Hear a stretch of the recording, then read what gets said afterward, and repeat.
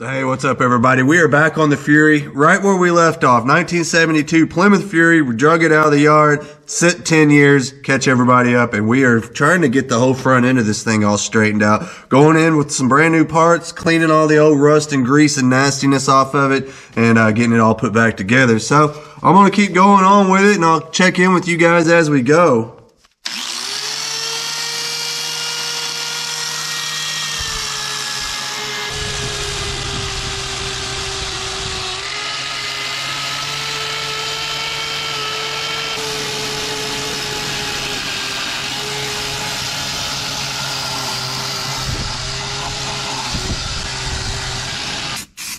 After getting in there, doing a little bit of wire wheeling, scrubbing with some wire brushes, parts cleaner, you name it. Just trying to get some of the loose, scaly stuff off. That's really all we want.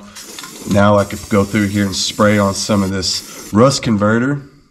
This stuff right here was sent to us by a subscriber, Eugene. Thanks very much for doing that. Stuff's come in very useful, I'll tell you that much. Eugene's Backyard Repairs, his YouTube channel. Go check him out. I'm just in here kind of spraying on. All you really want to do is just kind of lightly loosen up some of the scaly stuff, which this doesn't have a lot of scaly stuff on it, so my work was kind of easy on that. And then I go through and just kind of clean it all up with my parts cleaner, let it dry, and then we could come back and spray this stuff on here. This stuff seems to be working very well, and it makes it look a lot better too. I'm not too worried about getting in here and doing any kind of masking or anything like that. You can see here I'm getting a little overspray on the trim. Not a big deal. I'll just come back with some acetone, lacquer thinner or something on a rag, wipe it right off. Will not be a big deal. No sense in wasting tape. Tape's expensive, and it won't take very much sealer, or acetone rather, to wipe that right off of there. So anyway, this is what we're doing, man. We did this over on the other side. It turned out great. Figured we'd come over here and do the same thing, obviously. I think it's looking pretty dang good, man. What a transformation. Now, the thing is you could come back and top coat this if you want. I think I will. That's kind of what I did over on the other side, is I came back and hit it with a little semi-gloss black spray paint right over the top of this rust converter. And it turned out really nice. This stuff's going to dry. It looks shiny, but it's going to dry really flat. So I kind of like the semi-gloss look better, so I will go back and top coat it with a little bit of semi-gloss.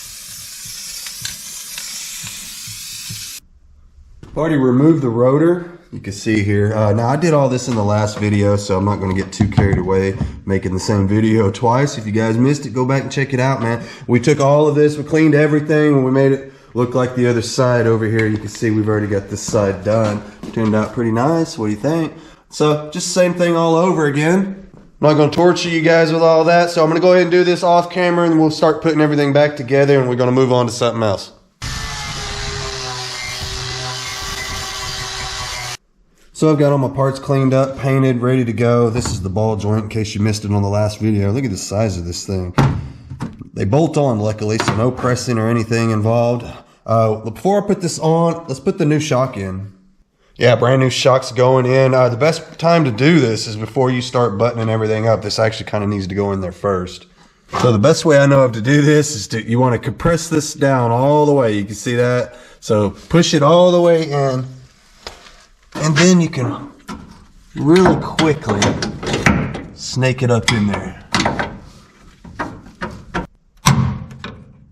Yeah, just like that. Perfect. And after that, you just kind of tap around on it till you get it to line up with the hole. You can throw a bolt in there. There we go, just like that. See about getting the bottom of it tightened up. That ought to get it. Well, good news. I did finally manage to get all the parts put back on it.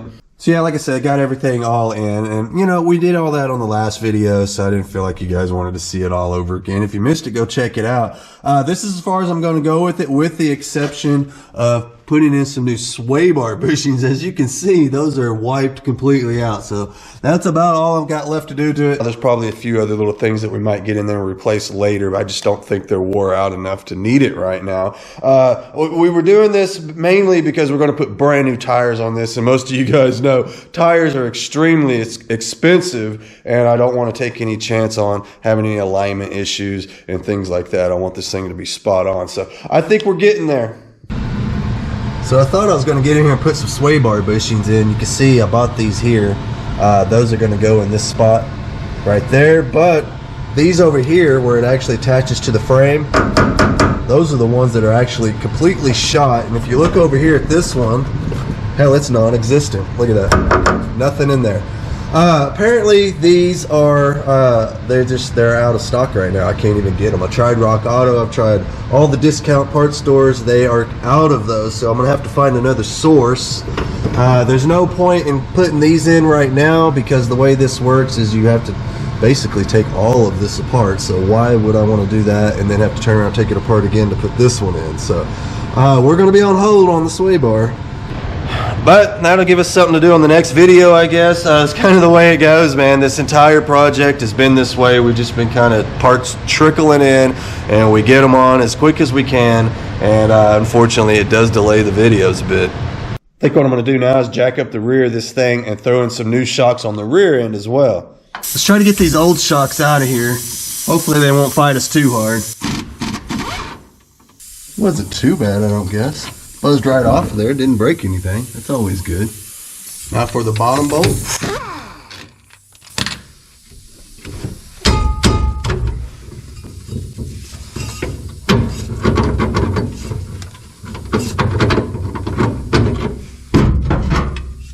Let's get the new shock on. How about that? Don't forget your little washer thing there. We don't want to put the bolt right on top of the rubber there. That wouldn't be good. Now we can put the top bolt in. This is how they bolt in up top. Really easy to put in. Be even easier if I didn't have this old exhaust bracket in the way.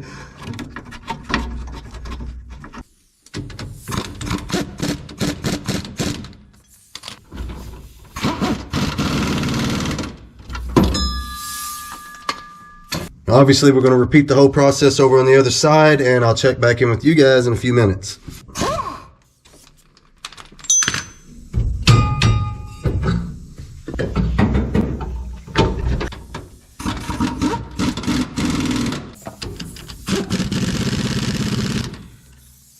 Well, okay, so I've got her back down on the ground, got all the shocks on it, all the suspension work that we're going to do to it is done, and man, I love the way this car sits. She's pretty low to the ground, but believe it or not, she actually does have some suspension travel left. Not a whole lot, but some. Enough, you know, enough. See, I told you. So, where do we go from here? Man, maybe we can play around with the headlights. I've been really curious on whether or not those shutters are going to work. They worked when I parked it, but then it sat out in the woods for over 10 years. And this little motor right here, this is what controls that, and it sat out with the hood partially open, and that thing was just getting pounded with weather, you know, everything from rain and snow and sleet and ice, you name it. So anyway, it's a bit froze up right now, seized up with rust, but I think I could get in there and straighten that out. Let's see.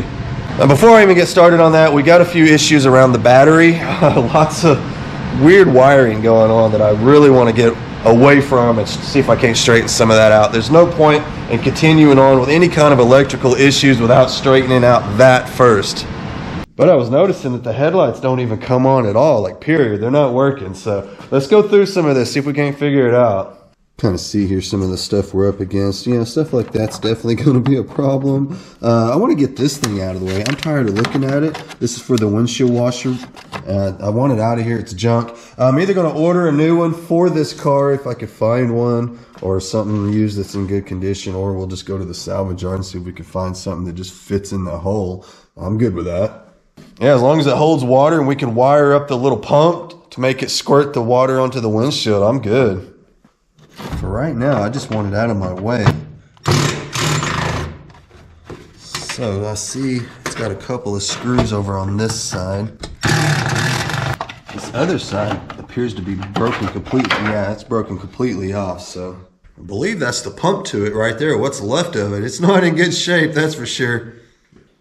I'll unplug this guy and just put it off to the side. There we go. We're gonna finally get rid of this crap.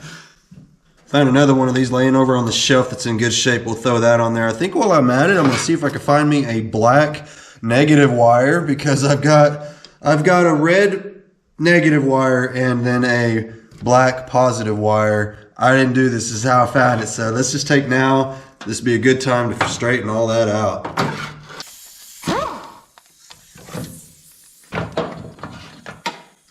That connection's pretty dirty. I'm going to go ahead and clean it up with my wire wheel.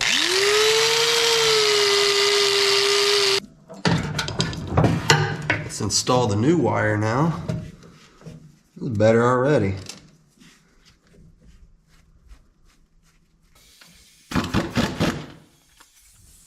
Once I get this routed the way I want it, we'll cut it down to length because it is way too long. I think if I run it behind this power steering hose, I would never have to worry about it getting anywhere near the fan belt.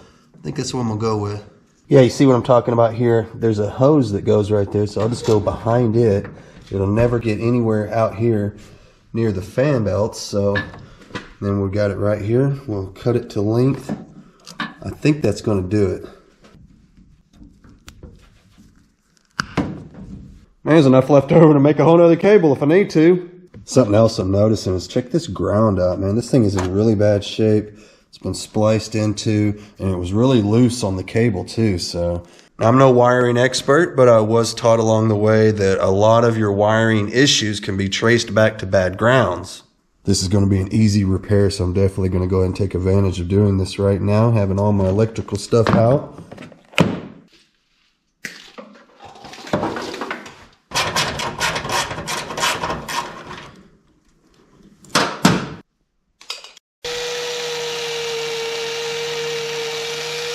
So now we've got all of our connections nice and clean. The one on the fender, everything. It's nice and clean. Let's get it all bolted in.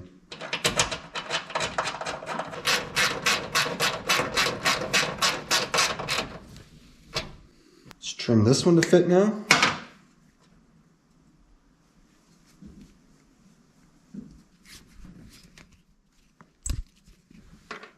Got it hooked up to my battery cable now. I'm just about done with this one. We can move on to the next one. I got some repairs I want to do to it as well. So I've got that one changed out. Got us a nice ground over to the body there. And I want to change this over on the positive side. You see here where they've kind of spliced all this together? I've got me a new wire over here. And I'm going to straighten all of that out now. I think I'm going to start right here by cutting right where that big ball of electrical tape is and just get rid of all of that mess. Just run our heat shrink over the top of it. Hit it with the heat gun. I'm going to throw an extra one right over the top of that one, the next size bigger, just to kind of help it out. Make sure that when it's rubbing on the fender well here, that it's not going to rub through. Give it a little extra thickness there, you know what I mean? Just tighten up the last of it here.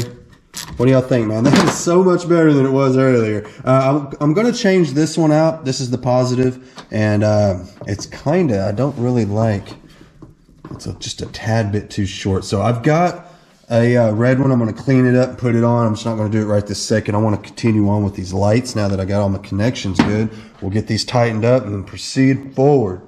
Unfortunately, this didn't fix the headlight situation, but we got to start with that. I mean, that was a bad situation. There's no sense of getting in here trying to diagnose any kind of wiring issues without getting past that first. So now we're going to move on with something else. Maybe we'll turn the switch on, get the test light out, see if we're getting any juice back here to the light itself, kind of work our way back toward the switch. I mean, we got our tail lights. We got marker lights. Oh man, this can't be good. I got all kinds of stuff tore apart. We got the test light out. I pulled the fuse block out. I've done all kinds of stuff trying to figure out why these headlights aren't coming on. I have no power out there to the lights whatsoever. And I've traced it all the way back to the switch. You see there, I've got all this tore apart. About to get the switch out. I've got it unplugged, and these things are notorious for melting, but there is nothing wrong with this thing whatsoever. I've tested it with the test light. We've got power to the plug, but it's just for some reason the switch just ain't working. I guess that part of the switch is messed up or something. I'm going to try to get the switch out, see if we can't look at it, inspect it, see if there's anything visually wrong with it. Because like I said, all the other lights work. Everything's working except for just the headlights. And we are dead out there at the light. So it was nice to verify that we do in fact have power to the plug itself. So the switch is hot. But for some reason, there's just nothing coming out of it. So that's pretty common, you know, have a switch go out on something that's been sitting around for years and years. Maybe it's corroded inside. I don't know. We'll know more in a minute when I get it out. Man, figuring this stuff out is always fun. I just literally fiddled with this for like 15 minutes. I think I've got it figured out now. It appears that it just unscrews. There's a button right here on the side. Push that button, and the switch comes right out. Look at that. Live and learn, live and learn. The more I messed with it, all I did was pull this out a couple more times, and look what happened. Well, it literally just came apart. So it's not, I don't know what happened inside of it, but for some reason it's just not working anymore. I think that may have been part of the problem, because obviously, you know, that turns it on and off. Something's going on inside of there. The contacts aren't making contact or something. So that part of the switch wasn't working. I don't guess so. Yeah, I think that part of the switch has been the problem because it would make contact when you pull it halfway out to turn the marker lights and everything on, because that all worked just fine. But when you pull it all the way out, it wouldn't turn the headlights on. And I do think that there's something wrong with the contacts inside of there. So I guess we're going to have to find us a new switch. Just going to clean this up, see if we can't get the headlights, the little windows to open up, the shutters. Stuff is so nasty and corroded. Wouldn't be surprised if we don't need to take this thing apart and clean it or something. We'll give it a shot. Let's see. I'm just going to hook straight power to it. Obviously, without that switch working, none of this is going to work the way it needs to. But let's see if we can get it to move. Oh, hey, check it out. It's trying to move. Look at that, it's moving, y'all. Can y'all see the rods moving?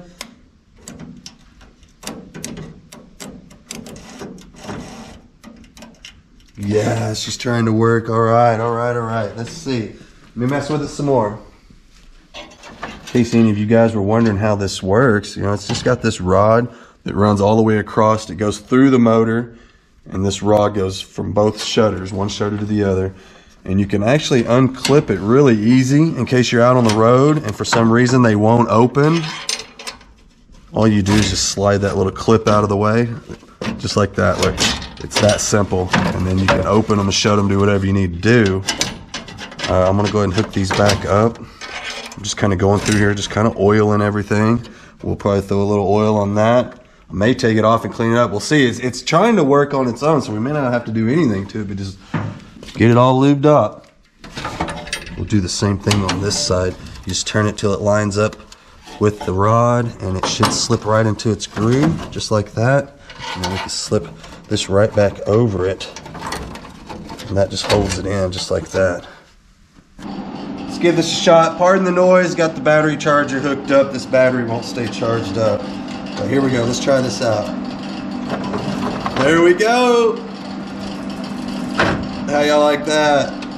Got it working. All right, some of you guys are wanting to see if it worked or not. They do in fact work.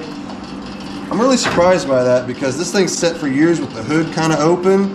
This thing was just taking a pounding by rain, wind, you name it, man, ice and snow and all that mess. So the fact that that still works is pretty dang surprising, to be honest with you.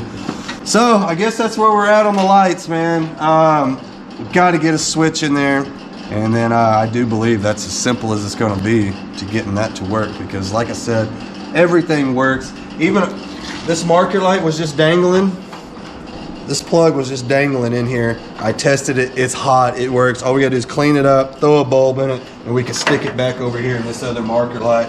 All the marker lights are working, signal lights are working, brake lights, reverse lights, everything is working but those headlights. So we'll get that straightened out. I mean, you can imagine, you know, if this thing has a bad spot where it's getting contact, obviously it would stop working. And as you can see, I mean, this thing is falling apart. So I'm willing to bet that's where we're at. I mean, we're live at the plug where this plugs in. So we got power to the plug, we're just not getting anything out of it. So how you guys like it with their eyes closed, man? I think that looks awesome, dude. It's been years since I've seen this thing with the shutters down. I, for one, love it. I think it looks great. This car has a very aggressive look. It's big as a boat. It rivals the Cadillacs, you know, in size. But as far as looks, it's aggressive, kind of like a muscle car. So I love the way it looks. It looks like it's going fast even while it's sitting still. In spite of the fact that this thing is as big as a barn. Damn near takes up the whole shop. So I'm trying to stick with the Fury as much as I can, make as many videos as I can, because I know you guys seem to enjoy it, judging by the number of views and all of that. But in reality, I do need to mix it up a bit. I do have other projects. I want to invite you guys to watch some of those other projects if you would. It really does help the channel out. We're doing the same great work, but just to a different vehicle. One would be the GMC, the 1970 GMC. If you guys haven't watched those videos, man, that truck is really, we got it running great now. She was having a carburetor issue. We got it all figured out. We went through the whole fuel, took the fuel tank out from behind the seat. You know, that took a lot of work, but we got her done, and she's running great now.